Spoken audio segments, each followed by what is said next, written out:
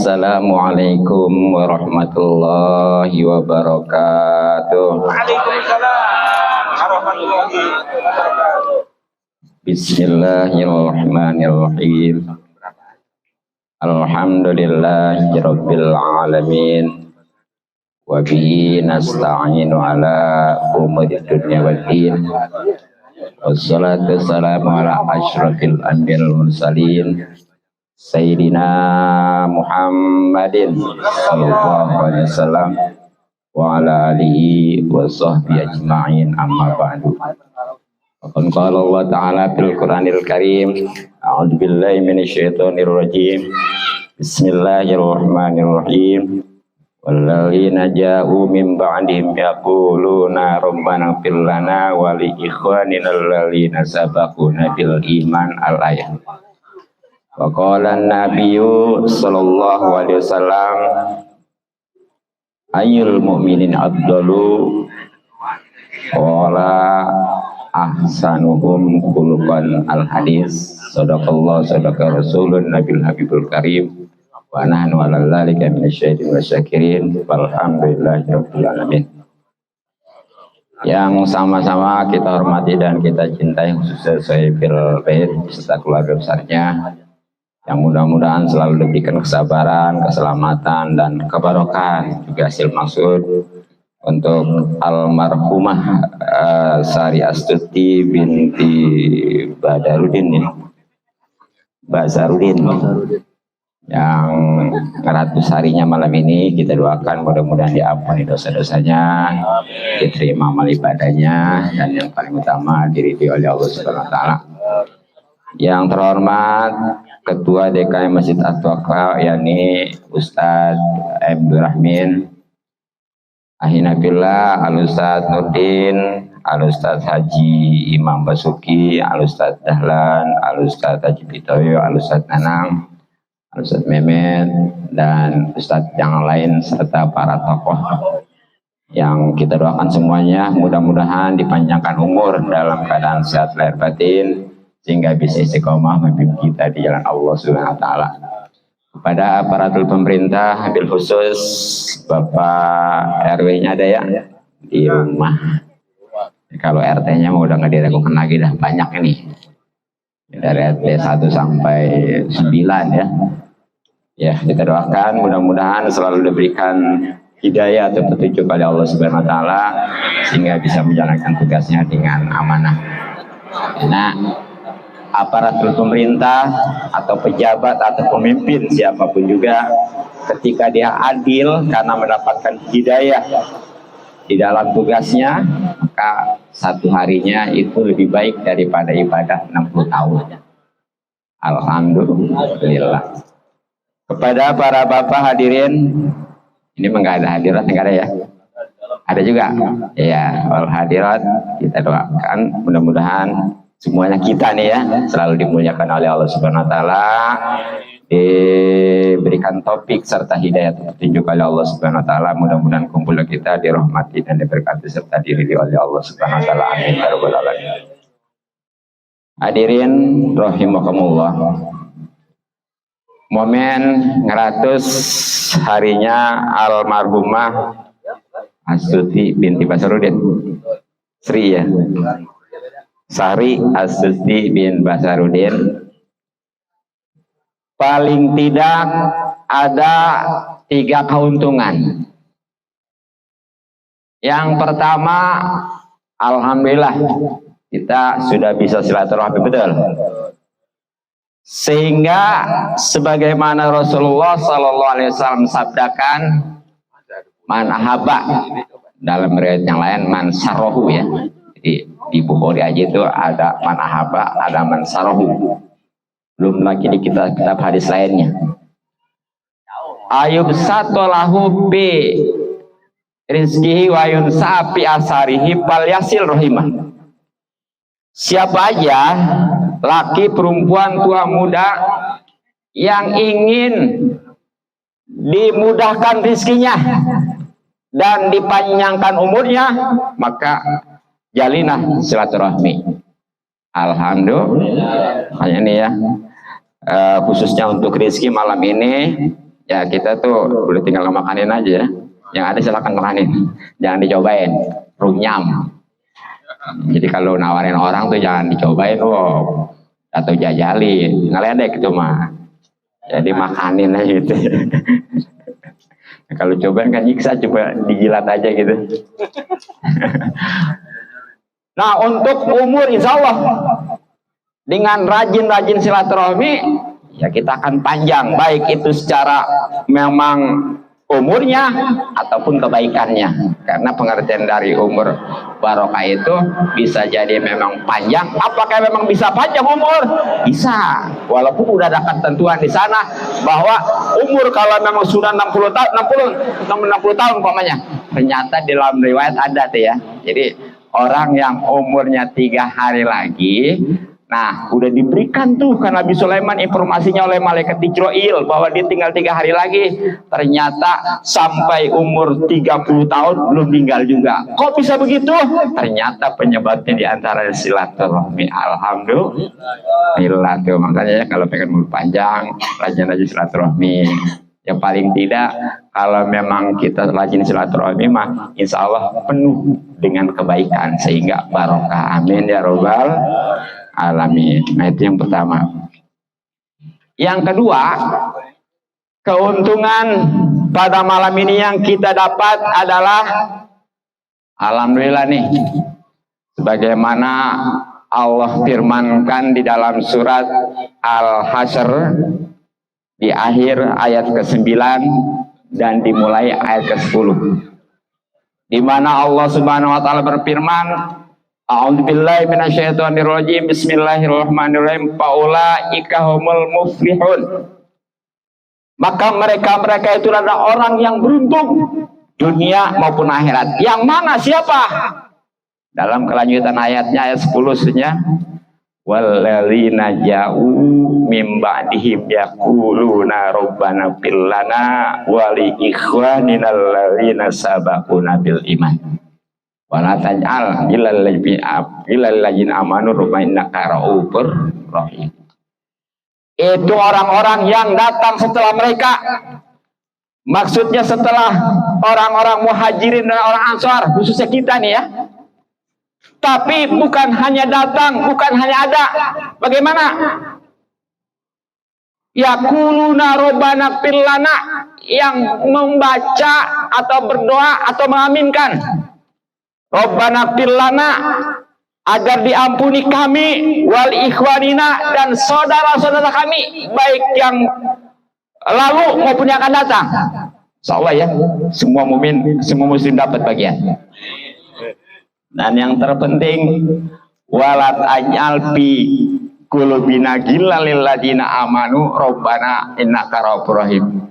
Jangan sampai dijadikan ada benih-benih kebencian, benih-benih dendam, benih-benih kedengkian di hati kita. Karena ya, sebagai kehancuran dalam suatu umat, dalam suatu negara, dalam suatu masyarakat, itu adalah karena adanya kedengkian. Na'udzubillah min. Ya itu makanya kalau kita acara tahlil ya, ataupun ya pokoknya berdoalah untuk ahli kubur, itu jangan sampai dilewatkan tuh yang namanya bagaimana Rabbana fil lana wa li ikhwanina alladzina sabaquna bil iman wa la taj'al fi qulubina ghillan lil ladzina amanu rabbana innaka ra'ufur rahim. Talar. Hafal ya? Ya boleh, kita sendiri juga boleh, terutama ketika kita acara tahlil kayak begini nih.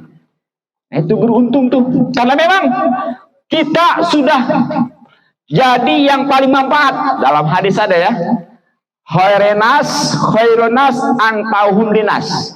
Sebaik-baik manusia itu bukan yang paling kaya, bukan yang jabatan tinggi, tapi apa? Yang paling bermanfaat untuk manusia lainnya.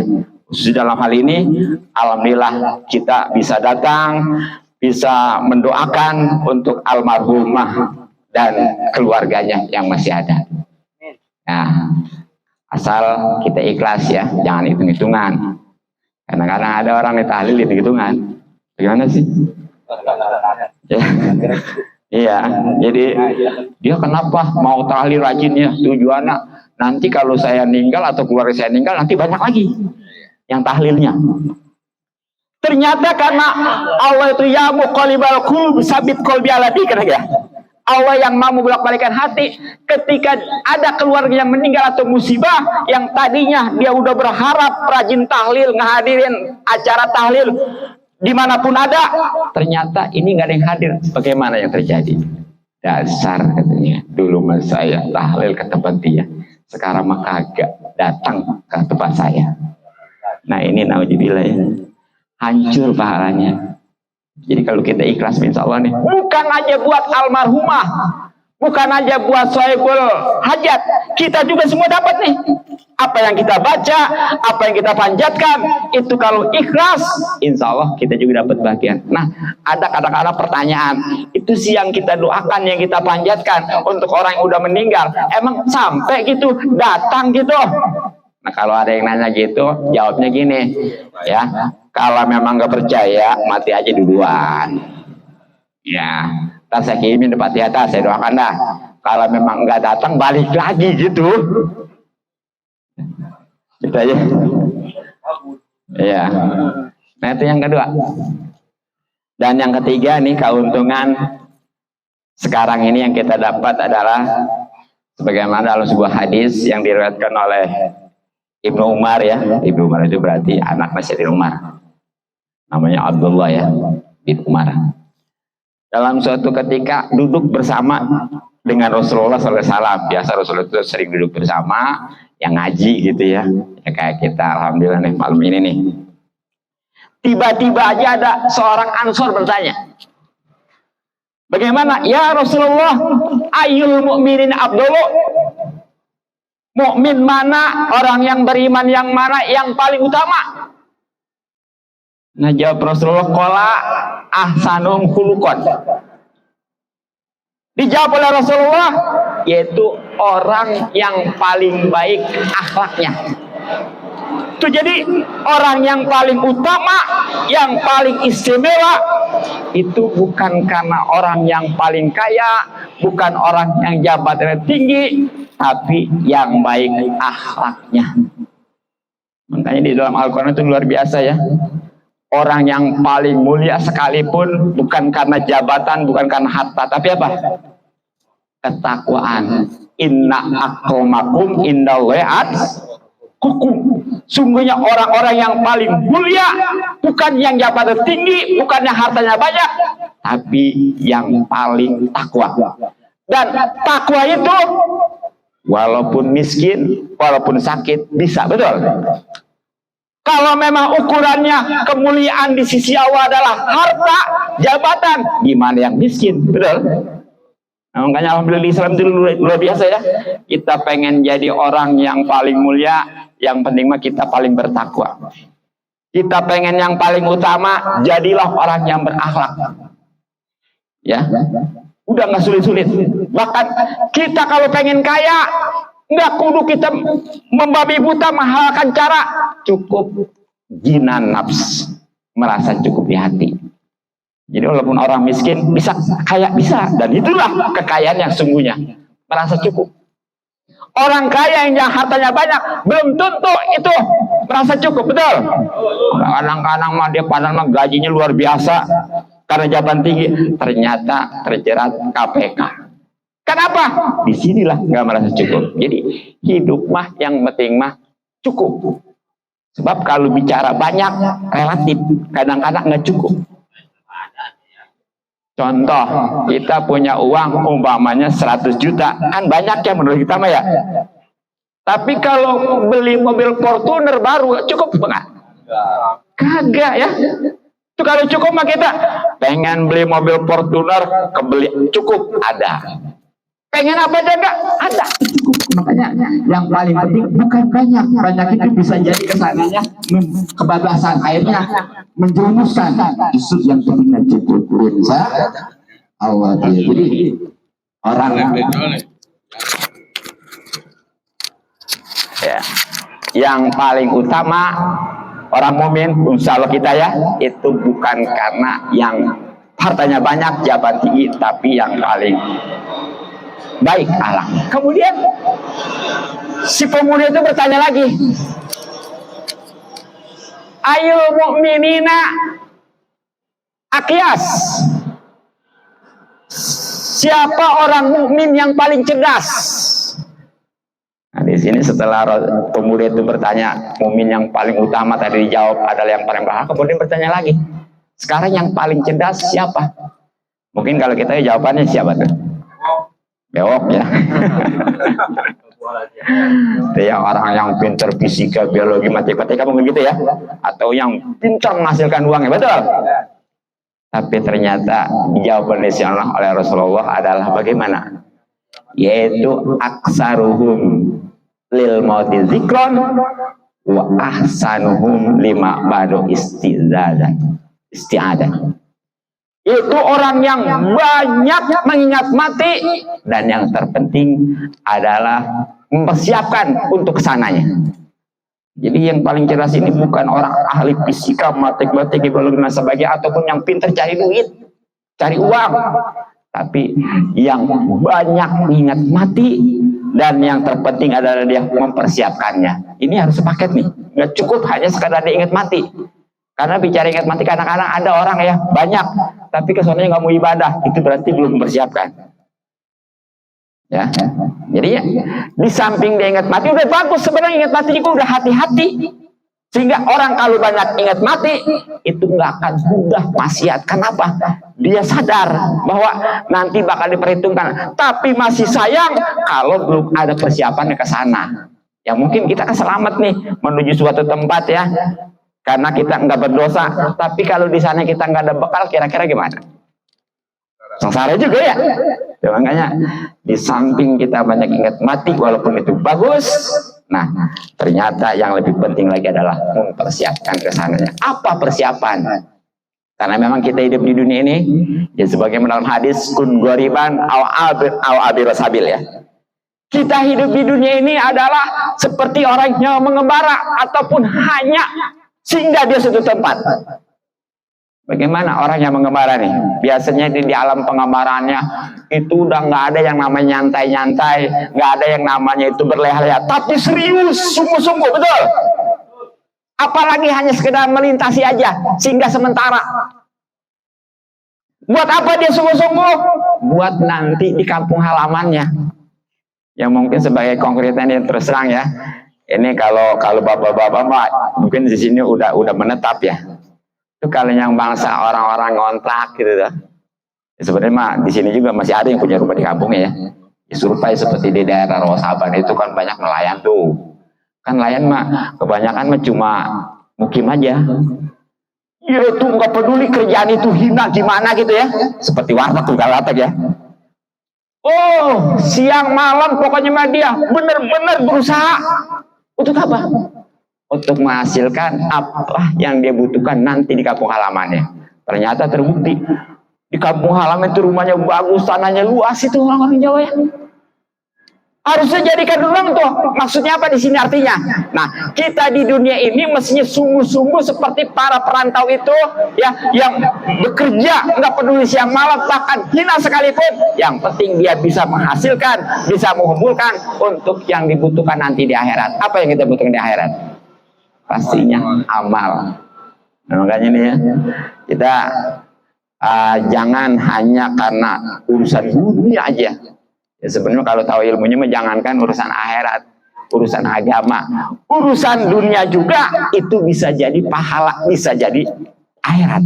Tapi kalau nggak ada ilmu, jangankan urusan urusan dunia, akhirat juga bisa nggak ada apa-apanya. Jadi sekali lagi, kalau tanpa ilmu, jangankan urusan akhirat, urusan dunia, akhirat juga nggak bakal jadi. Tapi kalau ilmu, insya Allah, jangankan urusan akhirat, urusan dunia juga itu bakal jadi pahala. Nah maka dari itu, ya supaya segala-galanya kita jadi pahala nih, bermanfaat nanti buat akhirat, terutama untuk 1 bulan ke depan.